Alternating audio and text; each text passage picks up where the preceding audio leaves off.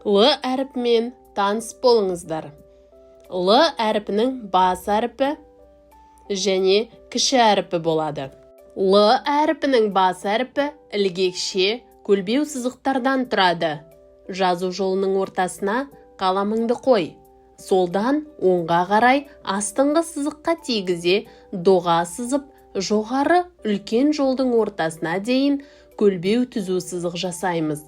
Одан төмен қарай көлбеу сызып, астыңғы сызыққа жете бере, оңға қарай астыңғы сызыққа тигізе доға ілгек жасаймыз. Лдың кіші әріпі ілгекше түзу көлбеу сызықтардан тұрады. Жазу жолының астыңғы сызығынан сәл жоғары қаламыңды қой.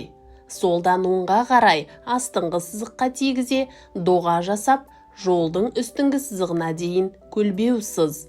Үстіңгі сызыққа жеткен соң сызықты төмен тартып, астыңғы сызыққа жете бере, доға сызықты астыңғы сызыққа тигізе ілгек саламыз. Енді дәптеріңді ашып, менімен бірге Л әріпін жаз.